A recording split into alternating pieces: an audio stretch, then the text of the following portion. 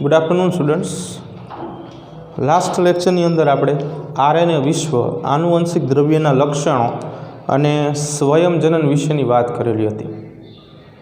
Any अंदरनो एक topic हतो स्वयंजनन replication, DNA स्वयंजनन एवुं आपणे भणेला हता। थोड़ोक सामान्य प्राइमरी माहिती जे छे अत्यारे आपणे जोई लईए। तो गई काले जे टॉपिक हतो एक जेनुं नाम हतुं डीएनए स्वयंजनन रेप्लिकेशन ऑफ डीएनए। આપણે સમજાવેલું હતું સ્વયંજનન એટલે આપમેળે દ્વિકૃતિ પામવાની પ્રક્રિયા એકમાંથી બે કે જે જનીન દ્રવ્યના આદર્શ જનીન દ્રવ્યના ગુણધર્મની અંદરનો એક ગુણધર્મ હતો કે જનીન દ્રવ્ય જે છે સ્વયં વિકૃતિ પામે છે, સ્વયં દ્વિકૃતિ પામે છે। આપણે એવું સમજેલા હતા કે જનીન દ્રવ્ય દ્વિકૃત પામવાની અથવા તો શબ્દ હતો દ્વિગુણન પામવાની क्षमता धरावे छे। આવી આપણે વાત કરેલી હતી કે પોતે ડબલ થઈ શકે છે, એકમાંથી બે થઈ શકે। તો અહીંયા સ્વયંજનનની અંદર આપણે એ જ સમજવાનું છે કે ડીએનએનો એક અણુ જે છે એ કેવી રીતે નવા અણુનું નિર્માણ કરે છે અથવા તો પિતૃ શૃંખલા છે એ કેવી રીતે નવી બાળ શૃંખલામાં પરિણમે છે, બરાબર। તો સ્વયંજનનની અંદર આપણે એ જ જોવાનું છે કે ડીએનએ સ્વયંજનનની વ્યાખ્યા આપણે કઈ રીતે લખી શકાય। तो આપણે गई काले बे व्याख्या लखायेली हती कि एक डीएनए श्रृंखलामांथी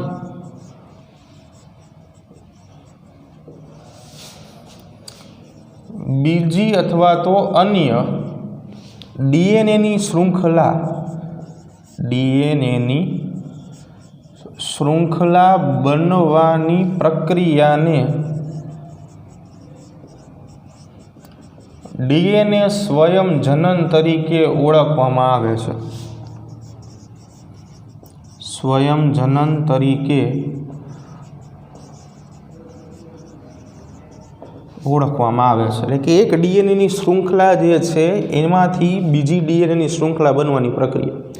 બીજી પણ એક વ્યાખ્યા લખાયેલી તમને યાદ હશે કે પિતૃ ડીએનએ શ્રૃંખલામાંથી બાળ ડીએનએ શ્રૃંખલા બનવાની પ્રક્રિયાને ડીએનએનું સ્વયંજનન કહેવાય। પિતૃ ડીએનએની શ્રૃંખલામાંથી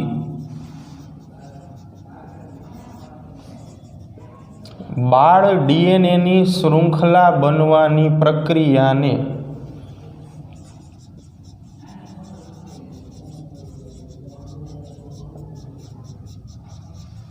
डीएनए स्वयंजनन कहे छे। स्वयंजनन એટલે આપમેળે જનન અથવા તો નિર્માણ જે છે એમ કહી શકાય। સ્વયંજનનની અંદર આપણે આવી વસ્તુ સમજેલા હતા કે આવી રીતે એક ડીએનએની શ્રૃંખલા છે જે બે કુંતલ સ્વરૂપે હોય તો એના માટે આપણે શબ્દ વાપરતા હતા DS DNA, double standard DNA, બે શ્રૃંખલા ધરાવતું ડીએનએ। આપણે એવું કીધું હતું ગઈકાલે કે આ જે બે શ્રૃંખલા ધરાવતું ડીએસ ડીએનએ છે એ બંને શ્રૃંખલા છૂટી પાડી દે એટલે કે આની અંદરથી આવી રીતે બે શ્રૃંખલા મુક્ત થાય, આ એક બે। તો જે આ બે શ્રૃંખલા મુક્ત થાય છે એને ટેમ્પલેટ શ્રૃંખલા કહેવામાં આવે એટલે કે બીબા જેવી શ્રૃંખલા। આનું મહત્ત્વ શું છે એ પણ આપણે સમજશું। तो अहींया जे श्रृंखला बनी है एनु नाम है टेम्पलेट श्रृंखला। आ दरेक टेम्पलेट श्रृंखला जे छे पोतानी पूरक श्रृंखला जे छे विकसावशे।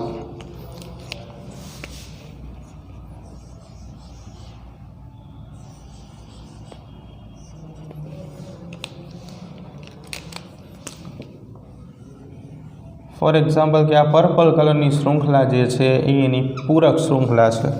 तो आवी रीते डीएनए पोते पोतानी पूरक श्रृंखला बनावशे। हवे आ टेम्पलेट श्रृंखलानुं महत्व शुं छे ए आपणे समजवानुं छे कि भाई टेम्पलेट श्रृंखला जे छे ए कई अगत्यनी भूमिका जे छे भजवे छे। तो एक सामान्य उदाहरण द्वारा आपणे समजीए कि फॉर एक्जाम्पल कि आवी रीते आपणी पासे डीएनए नी बे श्रृंखला छे।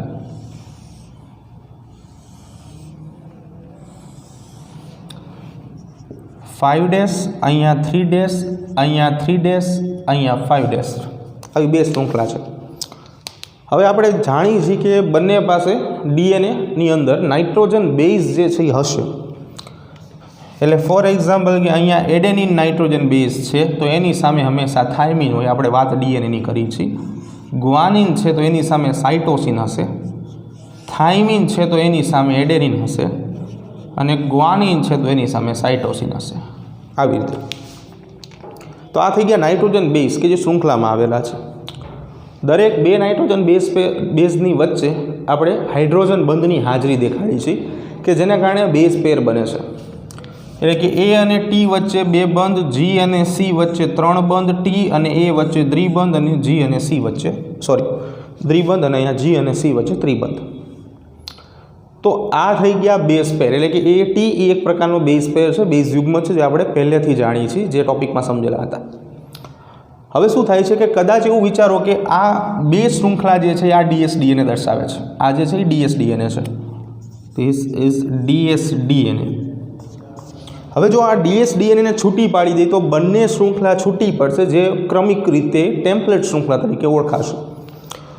એટલે કે લાઈક ધીસ આ જે શૃંખલા છે એને આવી રીતે અલગ કરી નાખીએ. પહેલી શૃંખલા કે જે 5' થી લઈને 3' છે અને એવી રીતે આ શૃંખલાને અલગ કરી નાખીએ 3' થી 5' સુધીની છે.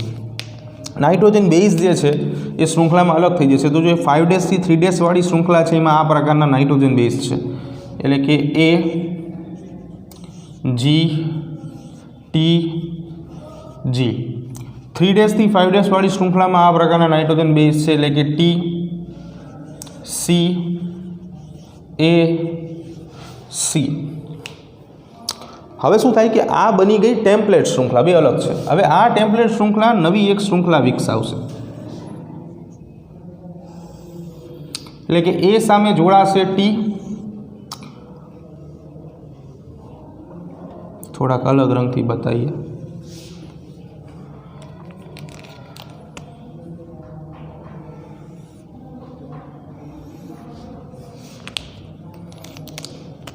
અહીંયા આવશે ટી, એ સામે ટી, જી સામે સી ટ્રિપલ બોન્ડ, ટી સામે એ ડબલ બોન્ડ, જી સામે સી ટ્રિપલ બોન્ડ. એવી રીતે અહીંયા ટી છે તો અહીંયા એ આવશે, સી છે તો અહીંયા જી આવશે, એ છે તો અહીંયા ટી આવશે, સી છે તો અહીંયા જી આવશે. Double bond, triple bond, double bond અને ટ્રિપલ બોન્ડ. ક્રમ આપી દઈએ. જો આ શૃંખલા 5' થી 3' હોય તો આ શૃંખલા 3' થી 5' બની જાય. બરાબર. તો આવી રીતે અહીંયા આપણને બે શૃંખલા મળી. આ એક શૃંખલા, આ 5' થી 3'ની, આ બીજી શૃંખલા. આ પ્રક્રિયા સ્વયંજનન તરીકે ઓળખાય. હવે તમે સમજો કે જે આ રેડ કલરની બે શૃંખલા છે કે જેને આપણે પિતૃ ડીએનએ તરીકે ઓળખીએ છીએ, જો આ પિતૃ ડીએનએ જે છે એ પાછી ભેગી થઈ જાય તો એક આખી આવી રેડ કલરની મૂળ શૃંખલા બનશે ને બીજી આવી બ્લુ કલરની શૃંખલા બનશે. બંને શૃંખલાની અંદર નાઇટ્રોજન બેઝ પેર સરખા જ હશે. એક્ઝામ્પલ સાથે જોઈએ. અહીંયા એટી હતું, આ જોડાઈ જાય એટલે અહીંયા એટી થઈ જાય જીસી, ટીએ અથવા એટી અને જીસી. તો આ પ્રક્રિયાને આપણે ડીએનએ સ્વયંજનન તરીકે ઓળખીશું. જો લખવા માટે આ બધું લખી શકાય કે ડીએનએ સ્વયંજનન આ રીતે થાય છે, એક કોન્સેપ્ટ સમજાયો છે કે ડીએનએ સ્વયંજનન આવી રીતે થશે. પણ હવે આપણે જોવાનું છે કે શું ખરેખર ડીએનએ સ્વયંજનન થાય છે, કેમ કે બાયોલોજીમાં પ્રાયોગિક પરિણામ જે છે, પ્રેક્ટિકલ પુરાવા હોવા જરૂરી છે. તો એના માટેનો હવે આપણે પ્રયોગ સમજવાનો છે. આ જે છે ખાલી હજી બંધારણીય મૂળભૂત ઘટકો આપણે સમજાયા છે કે સ્વયંજનન આવી રીતે થાય.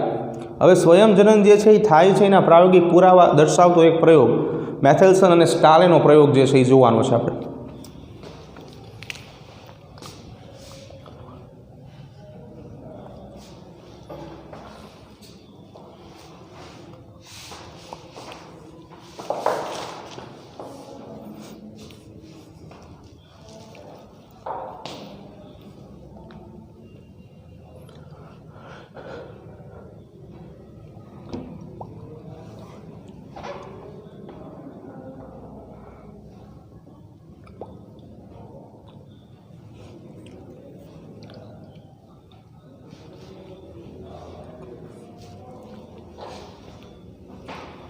ઓકે, ચાલો તો હવે આપણે વાત કરીએ ડીએનએ સ્વયંજનનનું પ્રાયોગિક પરિણામ.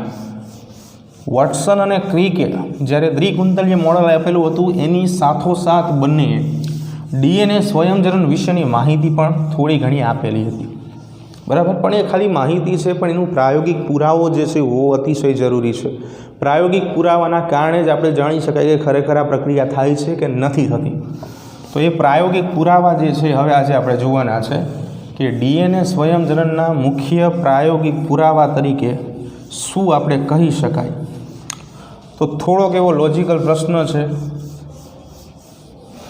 થોડોક એવો મગજનો ઉપયોગ કરવો પડશે આપણે, અને સાથે સાથે ઘણી વખત કોમ્પિટિટિવ એક્ઝામમાં નીટમાં આવા પ્રશ્ન જે છે એ પૂછાતા હોય છે સ્વયંજનનને લગતા. તો પ્રશ્ન જે છે એ બે રીતે પૂછાશે. એમાં પહેલી રીત કે ડીએનએ સ્વયંજનનનું પ્રાયોગિક પરિણામ જણાવો. ડીએનએ સ્વયંજનનના પ્રાયોગિક પુરાવા આપતો પ્રયોગ વર્ણવો.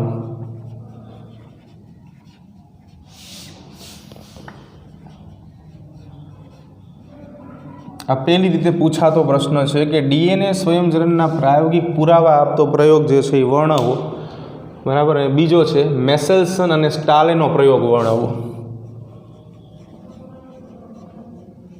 મેસેલ્સન અને સ્ટાલેનો પ્રયોગ વર્ણવો. આ બે રીતે પ્રશ્નો જે છે એ પૂછાઈ શકે. આ બે મેથડથી પ્રશ્ન જે છે એ બની શકે. આ પ્રશ્નો બનશે, જવાબ એક જ આવશે બેમાં. તો વાત હતી ડીએનએ સ્વયંજનનની. તો ડીએનએ સ્વયંજનન જે છે એટલે કે ડીએનએ અર્ધરૂઢિગત રીતે સ્વયંજનન દર્શાવે છે. ડીએનએ અર્ધરૂઢિગત સ્વયંજનન દર્શાવે છે. એટલે કે મૂળ શૃંખલા ડીએસડીએનએ ડબલ સ્ટ્રેન્ડેડ ડીએનએ જે છે એ બે મુક્ત શૃંખલામાં વિભાજિત થઈ જાય છે, બે શૃંખલા છૂટી પડે છે, જેને આપણે ટેમ્પલેટ શૃંખલા કહીએ છીએ. દરેક ટેમ્પલેટ શૃંખલા પોતાની પૂરક શૃંખલા વિકસાવે છે અને એના કારણે ડીએનએ સ્વયંજનન જે છે થાય છે. તો આ ડીએનએ સ્વયંજનન જે છે એ અર્ધરૂઢિગત સ્વયંજનનની પ્રક્રિયા થઈ કહેવાય, બરાબર. તો ડીએનએ સ્વયંજનનની સૌ પ્રથમ માહિતી, ડીએનએ સ્વયંજનનની સૌ પ્રથમ માહિતી ઇકોલાઈમાં મળી આવી હતી. E coli, Escherichia coli, bacteria ઇસ્ચરેશિયા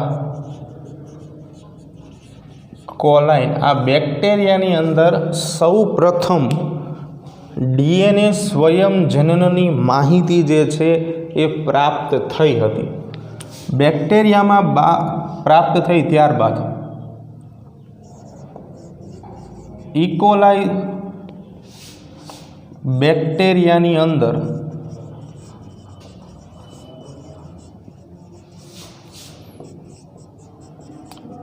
DNA સ્વયંજનનની માહિતી પ્રાપ્ત થયા બાદ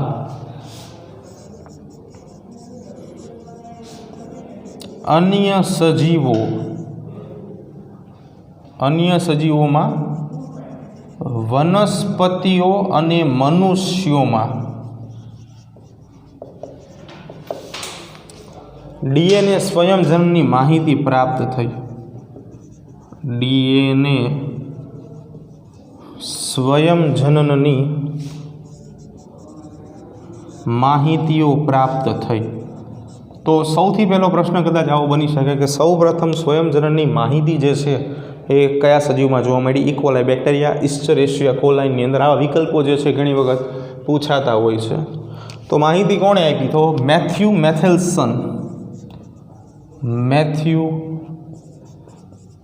મેસેલ્સન આ પ્રથમ વૈજ્ઞાનિક, અને બીજા નંબર ઉપર ફ્રેડલિન સ્ટાલે.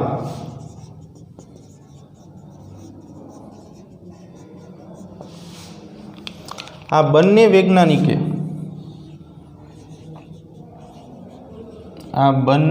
વૈજ્ઞાનિકોએ ડીએનએ સ્વયં જનનની માહિતી આપી અને એના પ્રાયોગિક પુરાવા આપ્યા પોતાના પ્રેક્ટિકલ દ્વારા કે જેને મેસેલ્સન અને સ્ટાલેનો પ્રયોગ તરીકે ઓળખવામાં આવે છે. એટલે આ બંને વૈજ્ઞાનિક મેથ્યુ મેથેલ્સન અને ફ્રેન્કલિન સ્ટાલેએ સૌપ્રથમ ડીએનએ સ્વયંજનનની માહિતી આપેલી હતી. સાલ પણ અગત્યની છે, 1958. એની અંદર એમને આના વિશેની સૌપ્રથમ માહિતી જે છે એ આપી હતી. તો ડીએનએ સ્વયંજનનની માહિતી આપવા માટે અથવા તો આ પ્રાયોગિક પરિણામ રજૂ કરવા માટે એમને શું કરેલું હતું એ સમજીએ. તો એમને એક ઘટકનો ઉપયોગ કરેલો હતો કે જે હતું 15NH4Cl.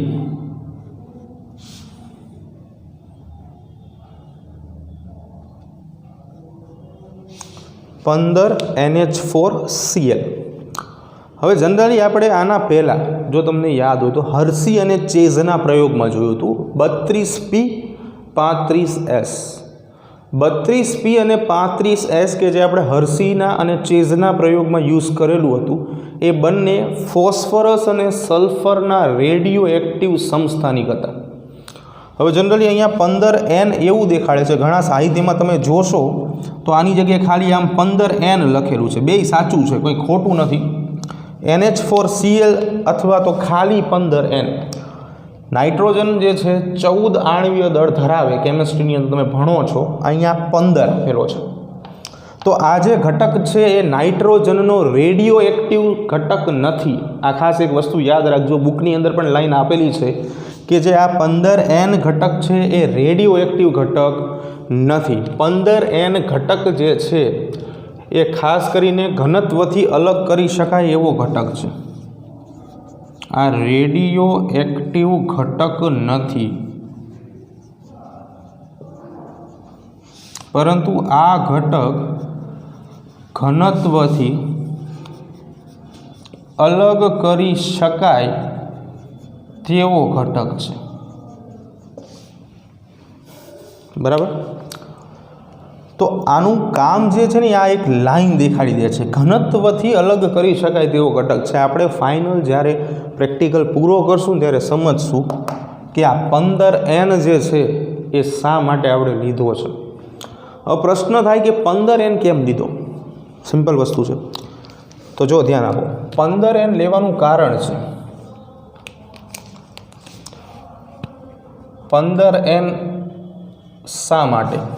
જો જીનેટિક્સની અંદર જેટલા પ્રશ્નો થાય એનો અર્થ એવો થયો કે તમે અંદર ઇન્ટરેસ્ટ લો છો. પ્રશ્ન ન થાય તો ઇન્ટરેસ્ટ નથી લેતા. બરાબર. અને આ જીનેટિક્સ એવું છે કે તમને જેટલો અંદર ઇન્ટરેસ્ટ લેશો ને એટલી તમને વધારે મજા આવશે અને વધારે તમને આવડશે. એટલે થોડુંક એક્ટિવ રહીને ભણવાનું.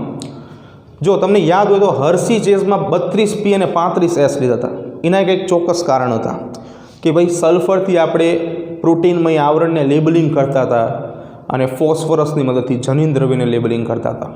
તો એની અંદર એક કારણ આપણે આપેલા હતા કે જે ફોસ્ફરસ છે એ ડીએનએ છે અથવા તો કોઈ ન્યુક્લિક એસિડ છે એટલે એ ન્યુક્લિયોટાઇડ બનાવે છે. તો એમાં જે PO4-3 ગ્રુપ એટલે કે ફોસ્ફેટ સમૂહ જોડાશે એની અંદર લીધું હતું. અહીંયા 15N આપણે જાણીએ છીએ કે ડીએનએની અંદર નાઇટ્રોજન બેઝ આવેલા છે. તો આ નાઇટ્રોજન બેઝને 15N વડે આપણે લેબલિંગ કર્યા, અથવા તો એમ કહી શકાય કે 15N ધરાવતા ઘટક ઉપર ડીએનએનો ઉછેર કર્યો આપણે. 15N ધરાવતા માધ્યમમાં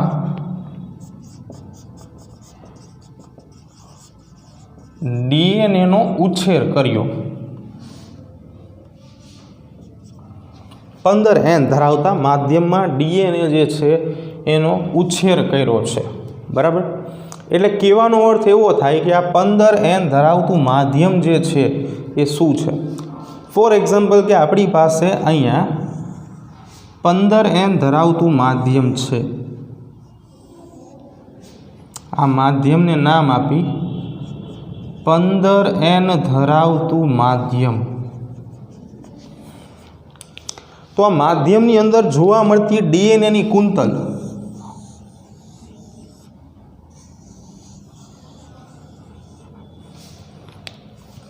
ના માધ્યમમાં છે, તો આ ડીએનએની કુંતલની અંદર જોવા મળતો નાઇટ્રોજન બેઝ જે રહ્યો ને એ 15N ઘટક ધરાવે.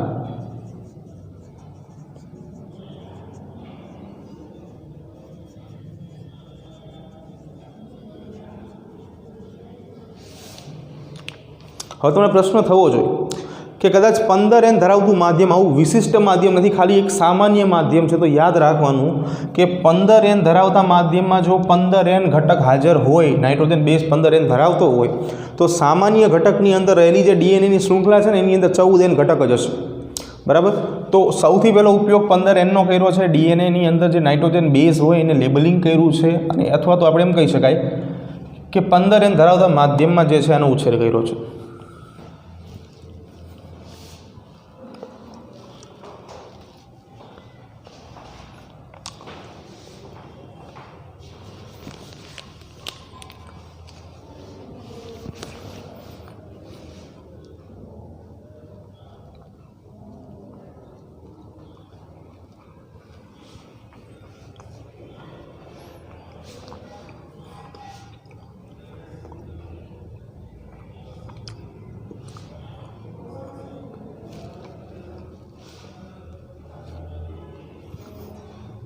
ઓકે, હવે અહીંયાથી જ સ્ટાર્ટ કરવાનો છે પ્રયોગ. ખાસ ધ્યાન આપજો કે પ્રયોગમાં શું થાય છે. 15N ઘટક ધરાવતી આપણી પાસે ડીએનએની શૃંખલા છે.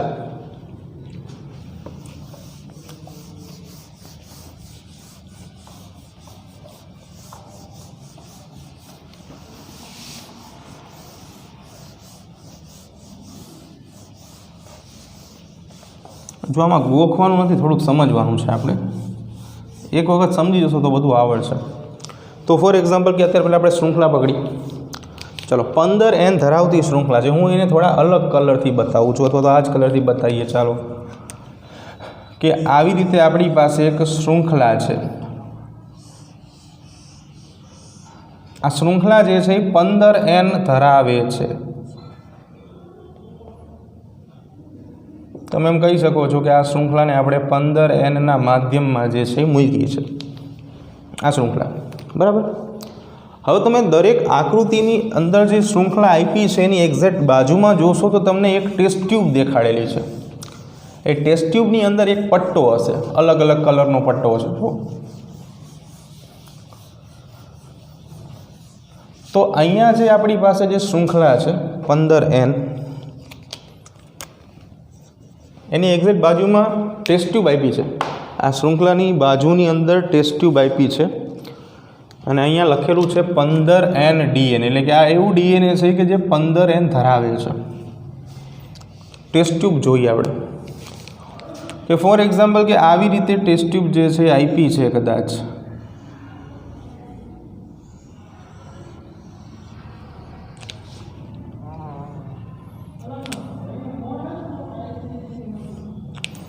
અને અહીંયા આવી રીતે તળિયે તમે જોશો, જો ક્યાંય વચ્ચે નહીં જોવા મળે, આવી રીતે તળિયે તમને એક પટ્ટો આપ્યો છે, અને અહીંયા એવું લખ્યું છે કે 15N ડીએનએ.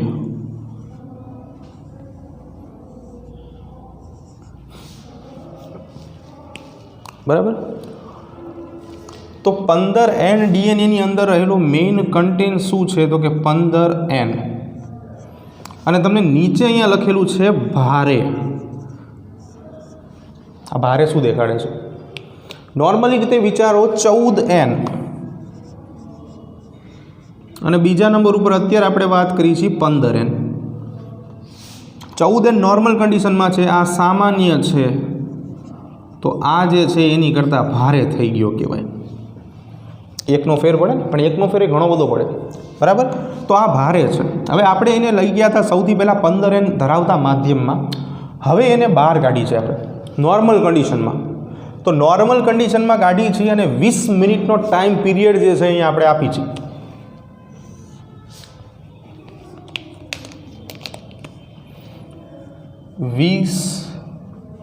મિનિટ. જો સિમ્પલ વસ્તુ છે. ડીએનએ સ્વયં જનન તમે સમજ્યા છો, આપણે અહીંયા ઓલરેડી આજે સમજાયું છે કે ભાઈ આ બે શૃંખલા રહીને એ છૂટી પડીને ટેમ્પલેટ શૃંખલા બનાવે. તો જો આપણે બેને છૂટી પાડી દઈએ. ફોર એક્ઝામ્પલ કે આ એક આ શૃંખલા બની છે અને બીજી એક આ શૃંખલા બની છે, આવી રીતે. બરાબર. બંને શૃંખલા જે છે ને એ 15N ધરાવતી છે. એટલે અહીંયા ખાલી લખી 15N. સ્વયં જનન થશે, પણ જે માધ્યમમાં હશે ને એને અનુસરીને સ્વયં જનન થશે.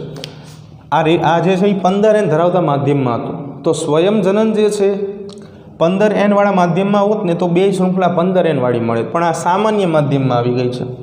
તો આ શૃંખલા જે છે લેબલિંગ કરેલી શૃંખલા છે એવું વિચારી શકો છો તમે. તો બીજી નોર્મલ શૃંખલા બનાવશે કે જે 14N વાળી હશે.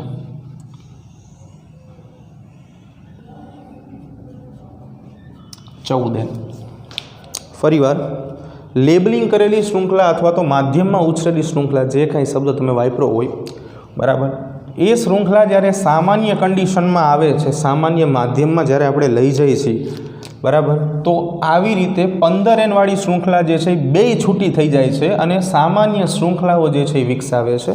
તો તમને અહીંયા લખેલું છે સંકર જાત, અથવા તો ખાલી લખ્યું છે સંકર. બરાબર. 20 મિનિટ બાદ સંકર એટલે કે હાઇબ્રિડ બંનેનું મિશ્રણ જે છે તમને અહીંયા જોવા મળશે. જો હજી ટેસ્ટ ટ્યુબ જોવો, એમાં એક જ તમને પટ્ટો જોવા મળશે ટેસ્ટ ટ્યુબની અંદર.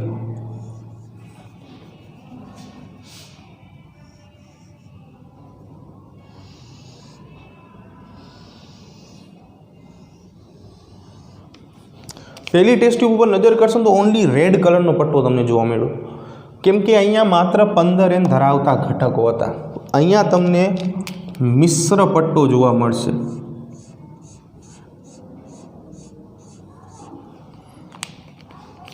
એટલે આ એવું દેખાડે છે કે આ સંકર ઘટકો માટેનો પટ્ટો છે અને જેમાં 14N અને 15N ઘટકો જે છે એ બે સાથે આવેલા છે.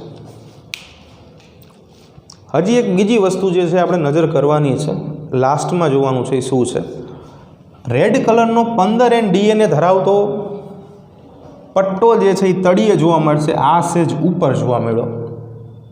તો કારણ એક જ આવે કે ભાઈ 15N બહુ ભારે છે. નીચે તમને લખ્યું છે ગુરુત્વાકર્ષણ બળ, તો ગુરુત્વાકર્ષણ બળના કારણે ભારે ઘટક તળિયે વયો જાય. આમાં ખાલી 15N ઘટક હતા, આમાં 15N ને 14N બે છે, એટલે એની કરતાં સેજ એવો ઉપર આવશે. હવે આગળ જઈ આવડિયા આપણને પેઢી 1 મળી કહેવાય. જો આને આપણે પિતૃ તરીકે ધારીએ તો આ પહેલી પેઢી મળી કહેવાય. હવે વિચારો કે બીજા 20 મિનિટ જવા દો, એટલે કે 40 મિનિટ બાદ સામાન્ય માધ્યમમાં જ પ્રક્રિયા કરાવવાની છે આપણે. 40 મિનિટ પછી શું થાય છે? જો હવે આ બંને પોતે સ્વયંજનન કરશે. જો પહેલાં શું હતું કે ખાલી આ એક સ્વયંજનન કરતી હતી, હવે આ બે સ્વયંજનન કરશે. તો આ બંને સ્વયંજનન કઈ રીતે કરશે? તો પહેલાં આ બે શૃંખલા રહીને બેને છૂટી પાડી દો, એટલે એ એક શૃંખલા જે છે, જે DS શૃંખલા છે, એ પોતે બે પોતાની ટેમ્પલેટ શૃંખલા બનાવશે, સેમ ટુ સેમ. બીજા નંબરની જે આ શૃંખલા છે DS DNAની, એ DNAની શૃંખલા ફરી એક વખત બે શૃંખલા છૂટી પાડીને બીજી બે ટેમ્પલેટ શૃંખલા બનાવશે. યાદ રાખવાની બાબત એ જ છે કે કલર જે છે એ મિસ નથી કરવાનો આપણે, કેમ કે કલરના આધારે જ રિઝલ્ટ આપણે લાવવાનું છે. તો અહીંયા જો શરૂઆતમાં રેડ કલરની એક શૃંખલા છે એ દોરી કે જે 15N વાળી છે, બરાબર. પછી એક પર્પલ કલરની શૃંખલા છે જે 14N વાળી છે.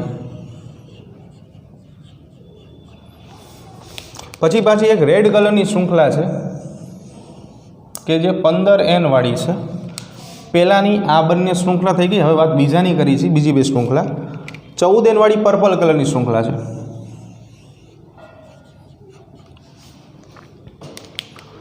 જો હવે આપણે એવું સમજાવેલું હતું સામાન્ય માધ્યમની અંદર 14N ઘટક આવે, તો ફરી વખત અહીંયા સ્વયંજનન થશે એટલે 14N વાળી શૃંખલા જે છે એ બનશે. एवी रीते अहींया स्वयं जनन थाय तो फरी वखत 14n वाળી श्रृंखला बनशे। आ 14n वाળી, आ पण 14n वाળી। तो आ एक श्रृंखलानी स्वयं जनन थती बे श्रृंखला बनी एम कही शकाय। हवे आनी स्वयं जनन पामती श्रृंखला बनाववानी बाकी छे। तो आनी स्वयं जनन पामती श्रृंखला आवी रीते बने 14n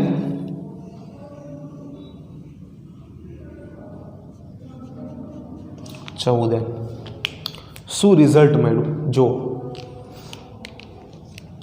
कि अहींया आपणी पासे जे बे आ संकर श्रृंखला 14n અને 15n धरावती एम पण लखी शकाय कि भाई 14n DNA અને 15n DNA धरावती श्रृंखलानुं मिश्रण अहींया आपणे प्राप्त थयुं छे। बराबर। आ बंने श्रृंखला स्वयं जनन पामी 2 मांथी 4 बनी। जे रीते आपणे कोषो केम समविभाजन करता हता 1 मांथी 2 2 मांथी 4 एवी रीते अहींया 4 श्रृंखला बनी।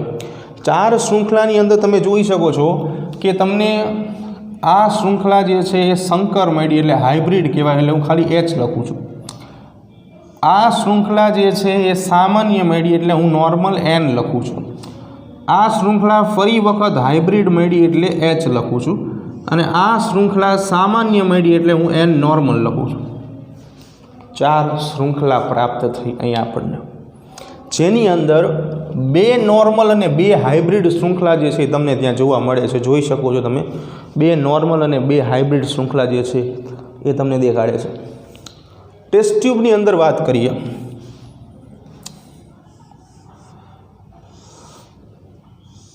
तो आ टेस्ट ट्यूब छे।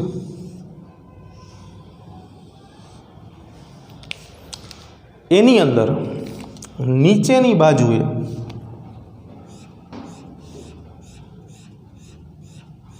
जे पट्टो प्राप्त थशे ए 14n અને 15n अथवा तो 14n DNA અને 15n DNA नो हशे। उपरनी बाजू जे पट्टो प्राप्त थाय छे थोड़ोक एवो अलग कलर थी बतावुं छुं। घणो उपर वयो गयो छे पट्टो। तो आ पट्टो जे छे खाली 14n अथवा तो 14n DNA नो छे।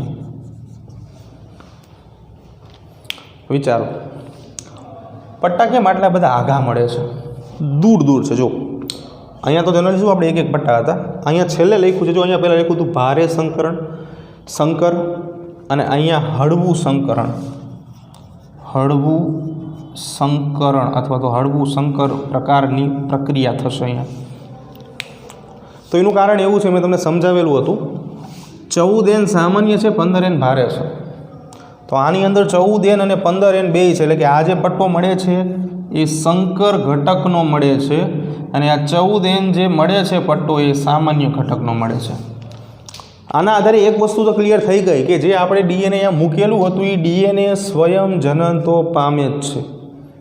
पण बीजी वस्तु हवे आपणे समजवानी छे कि अहींया आपणे जे 14n 15n लीधेलुं छे ने, हाँ आपणे हमणां शब्द वापर्यो हतो कि जे अहींया 15n आपणे लीधुं छे ए रेडियो एक्टिव घटक नथी, पण घनत्वना प्रमाणथी अलग करवा माटे आपणे एनो यूज करीए छीए।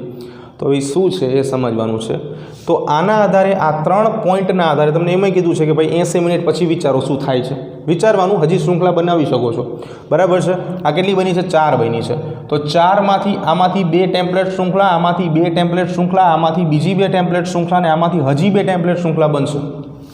एटले 4 टेम्पलेट 4 मुख्य श्रृंखलामांथी दरेकमांथी 2-2 बने एटले 8 टेम्पलेट श्रृंखला बनशे अने ए 8 टेम्पलेट श्रृंखला जे छे ए हजी आगळ जईने बीजी टेम्पलेट श्रृंखला बनावशे। तो आना आधारे साबित थाय छे कि स्वयं जनन थाय छे डीएनए में। एक पॉइंट बाकी छे जे आपणे समजवानो छे।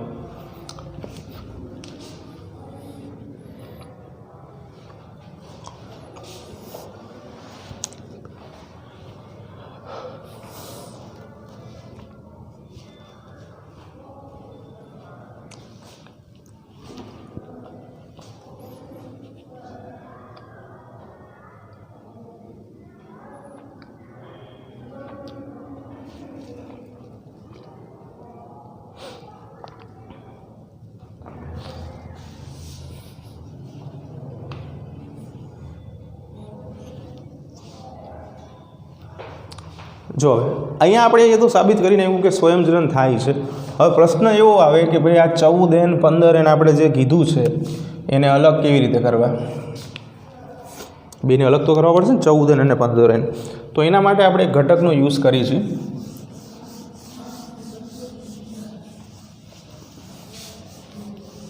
કે જેનું નામ છે CaCl, સીઝિયમ ક્લોરાઇડ,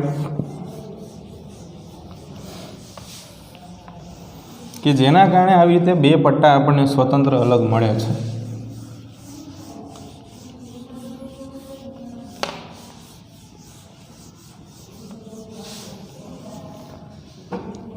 જો હવે CaCl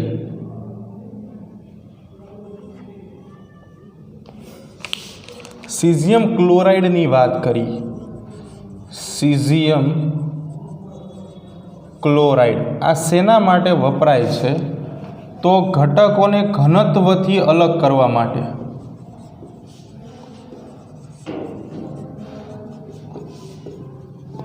શબ્દ ઘનતા, દળના છેદમાં કદ, દળ જેનું વધારે એની ઘનતા વધારે, દળ જેનું ઓછું એની ઘનતા ઓછી. ફિઝિક્સમાં આવું ભણો છો.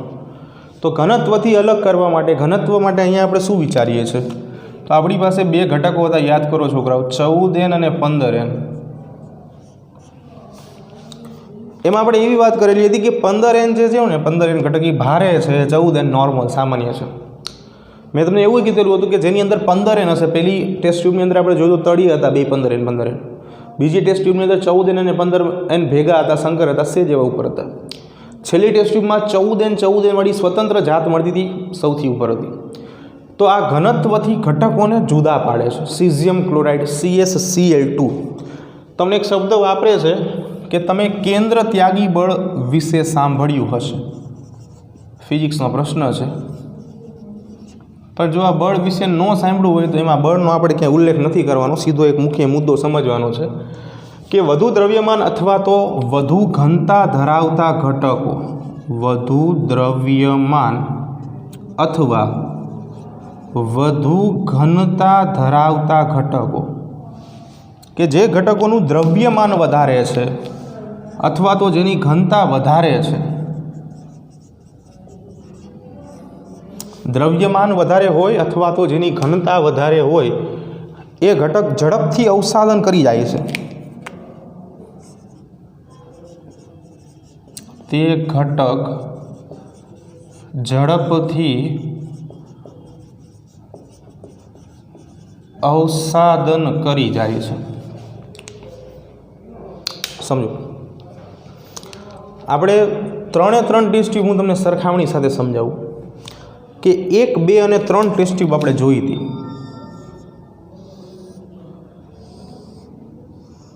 શરૂઆતની ટેસ્ટ ટ્યુબ નંબર 1,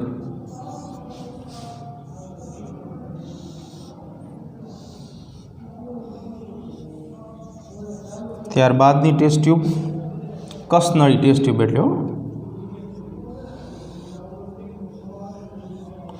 અને ત્યારબાદની ત્રીજી ટેસ્ટ ટ્યુબ. પ્રેક્ટિકલ ઓલમોસ્ટ પૂરો થઈ ગયો છે, જસ્ટ આપણે સામાન્ય માહિતી મેળવીએ છીએ. યાદ કરો પહેલી ટેસ્ટ ટ્યુબ. પહેલી ટેસ્ટ ટ્યુબની અંદર શું હતું? ખાલી 15n ઘટકો. અહીંયા મળતા હતા 15n ઘટકો. 15nનું પ્રમાણ ભારે ઘટક, એટલે જેનું દ્રવ્યમાન વધુ છે, ઘનતા વધી છે, એ ઘટક ઝડપથી અવસાદન કરીને નીચે વયો ગયું. બીજી ટેસ્ટ ટ્યુબની અંદર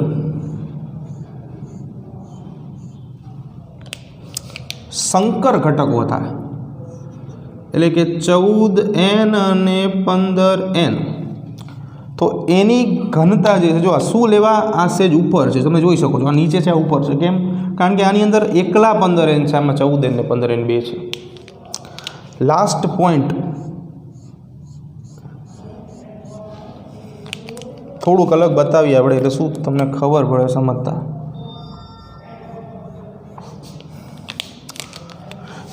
આની અંદર 14n અને 15n ઘટકો ભેગા હતા, અને આની અંદર ખાલી 14n ઘટકો હતા.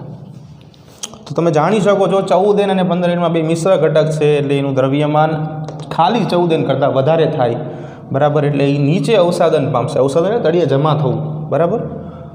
આવી રીતે જે છે આખી વાત આપણે કેન્દ્ર ત્યાગી બળની કરવાની છે.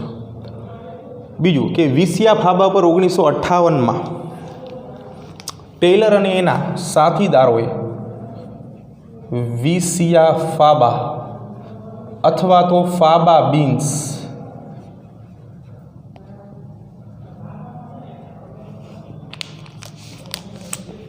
આની ઉપર ટેલર અને તેના સાથીઓએ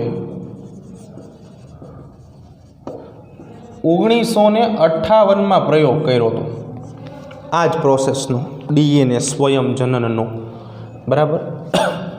અને એમાં નવનિર્મિત ડીએનએ બનાવવા માટે એમને રેડિયો એક્ટિવ ઘટક થાઇમિડિનનો ઉપયોગ કર્યો હતો.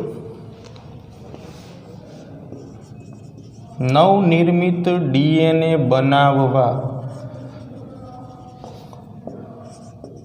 રેડિયો એક્ટિવ ઘટક